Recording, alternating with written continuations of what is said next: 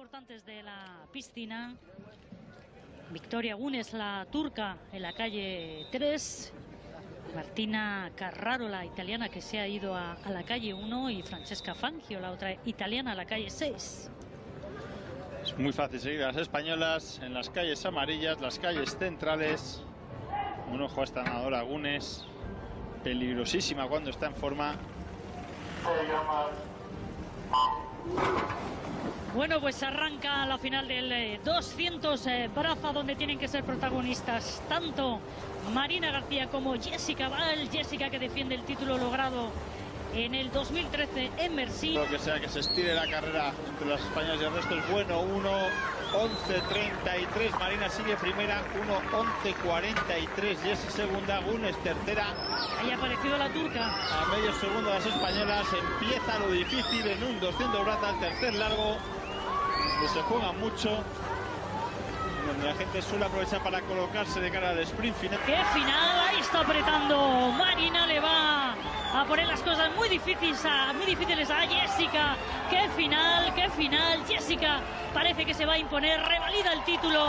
Jessica, fantástica. Carrerón el que acabamos de ver. 2:25 han hecho las dos, 2:25:22 ha hecho Jessica, 2:25:39.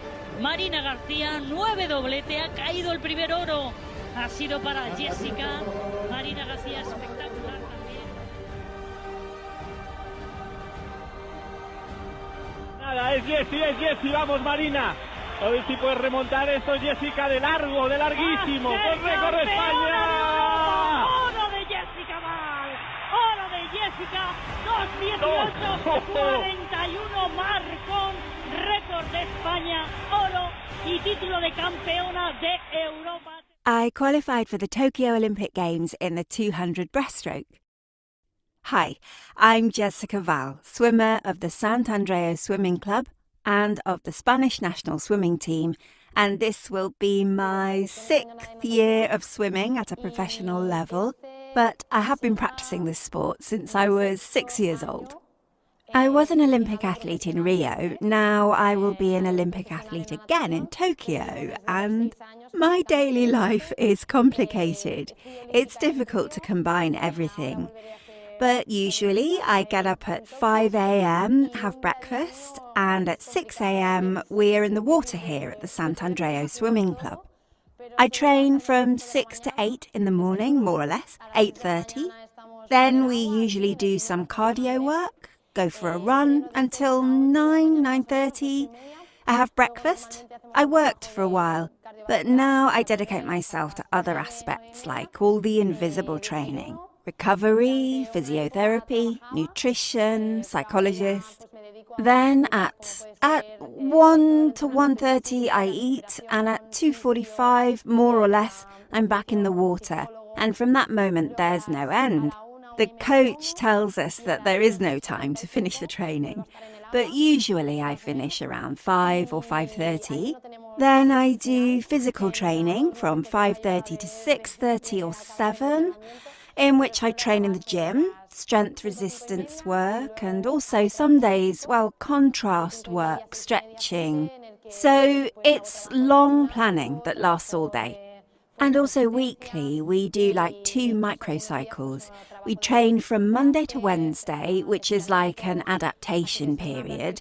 And then from Thursday to Saturday, and usually on Sunday we rest. Although when we go into the concentration phase, we also train on Sunday. Usually I train about 8 hours a day, divided between morning and afternoon. In the morning I train from 6 to 8 in the water. Then I do cardiovascular work out of the water, and in the afternoon we train from 2:30 to 5:30, again in the water. And then a physical part in the gym, which can be weights or strength resistance. I'm preparing for the Olympic Games, which is the competition. It's like a planning that has to last 4 years. It's like a goal that you see in the long term, but eventually in a short time you're already there, right? Mentally, it's like you have a focus on the day and time, But even so, you still have to have previous objectives to keep motivating yourself and to keep moving forward, right? So that it doesn't seem so far away. And at that level of physical preparation, it's true that, well, you do more aerobic work, more basic work in the first year. And as the years go by, you do more race work or competition-based work. But it's true that with the pandemic, the plans have changed a bit. In this last year with the pandemic, a lot of things have changed, apart from in daily life, going with the mask until the last moment before training. The training sessions are much tighter in the sense that the groups are smaller. We've had to split up the group on several occasions due to positive cases or direct contact. So the fact that the preparation is affected, the confinements for having had COVID, we've suffered from all of this.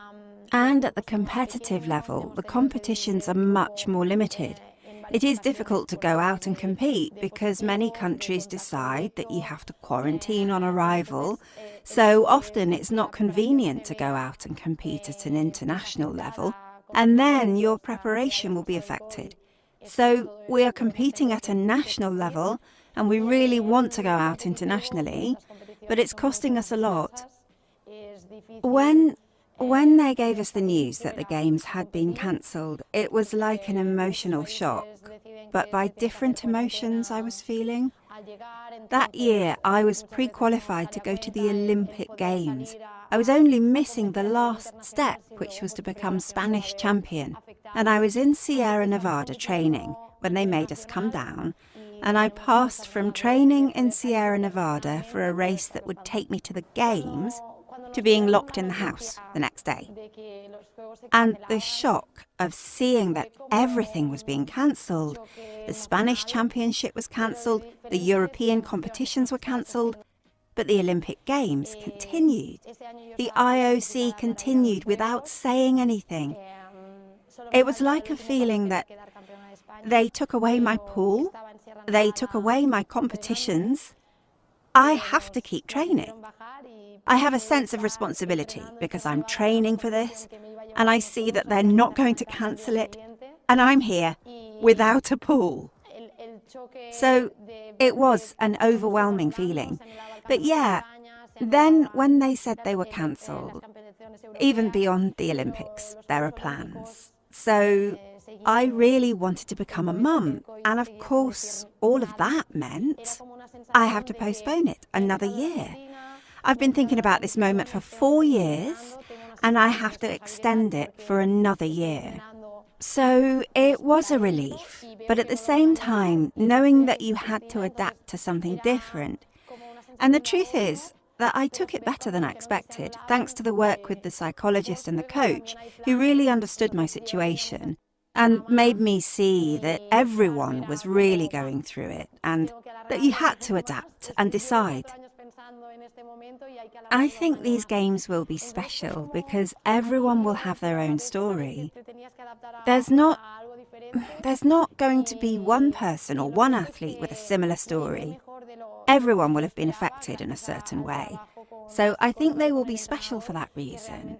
Because everyone will have experienced it in a certain way, and everyone will have a story to tell when it's over.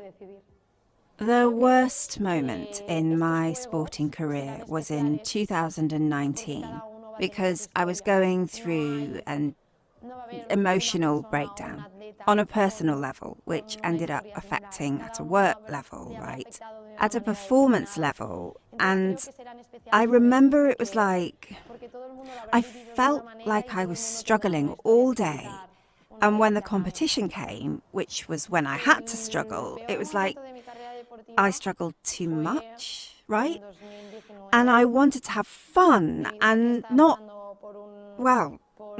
push myself to the maximum. When it happened to me, I was like, I felt frustrated every time they pushed me to give my best because I wasn't able to give my 100%. It was something that I really worked on a lot during 2019, at the end of 2019. And I can tell you for sure that it's like there's a moment when your head makes a click. Of course, you go through it, but there's a day when you wake up and you say, that's it. I'm done. I'm done fighting. And when I have to fight, it's in my day-to-day, at the level of training, but also in giving my all when it comes to competing. I think that's also made me appreciate now when I achieve results, because I know where I'm coming from, and sometimes you lose a bit of perspective when you get into the wheel of self-demand, of wanting more, demanding more. Sometimes you have to get out a little bit and see where you came from and value it.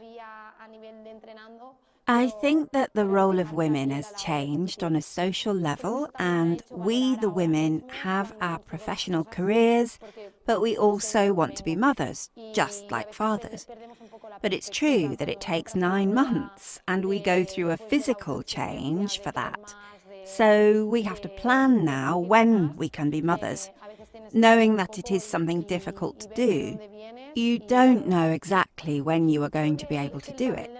But I think we need more help at the level of, at a work level, but also at the level of sport. I think there are few athletes who, after being a mother, can reach the highest performances.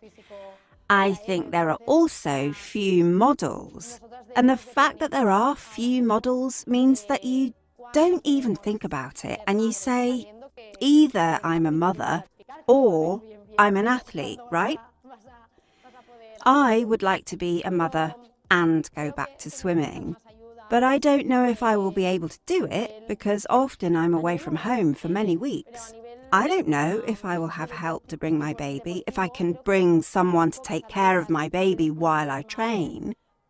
I think these are new problems that we women are facing now. And yes, there is a willingness or predisposition to solve them, but I think we have to raise our voices and at least say what problems we are encountering.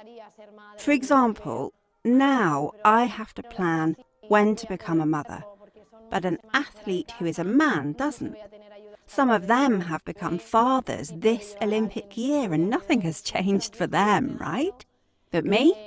I undergo a physical change, so I have to plan for it. But it's true that regarding this, there is an athlete, Ona Carbonell, who is trying right now, and she is a great model to me. If she is able to do it, I will also try. I don't have great models, but I could say one name, which is Rafa Nadal, for all the time he has been at the top. I think it's difficult to get to the top, but more difficult is to stay there. So I think that in that sense, he is a great reference for Spanish sports and for world sports. And in the case of swimming, there is a swimmer, Katinka Hosszu, who has changed the vision of swimming a little bit. She is trying to professionalize it, which is difficult for swimmers, and at the moment we don't have that. And in that sense, I think she has opened up many paths, and that's why she is a great reference point. If I think about, all the seasons that have gone by, perhaps the biggest success I have achieved was in 2015 with the bronze medal in Kazan. But I think in the end, in all the seasons, I achieved something or some goal that I'd set for myself, right? In this case, Kazan, getting the medal, it was in 2015. In 2016, getting to swim my first Olympic Games. In 2017, I was able to make 2 finals in a world championship, both in the 100 and 200 breaststroke, which I'd never achieved before. In 2017, I was the European champion. So I think I didn't have one great season, but I think that something that defines me is to be constant and have, not great successes, but few and continuous ones.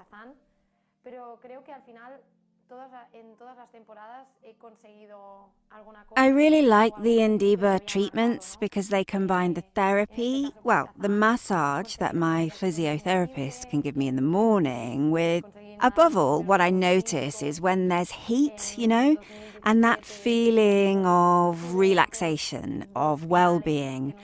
And I really leave here feeling renewed. Well, in terms of sport, swimming is a discipline where the impact is minimal, if any at all. What we have are repetitive injuries, in this case to the shoulder. We're talking about athletes who usually do about 8,000 strokes a day. So of course there are pathological processes where there is repetition, friction, liquid. And in Jessie's personal case, the last injury we had was a knee problem. A mix between the dry sport, which she does to prepare herself, like running and so on, and her discipline, which is breaststroke, also means that there are times when the knee is more involved. Well, I personally think that physiotherapy really increases an athlete's performance, simply because it's like a way, as we say with Ruska, of making a pit stop. And it's like it gets me ready to continue training during the week, to be at my best the next day. In the end, it's not that it makes me faster, but it allows me to train better the next day, and it allows me to prevent injuries and also to work better on my strength. But really, it's something that I've understood over time with age, right? At first, I didn't give it so much importance, but now, more and more. Yes, in the end, I think that both are important in the prevention work as the treatment, because you are not patients to whom we can say, well, now rest 24 to 48 hours.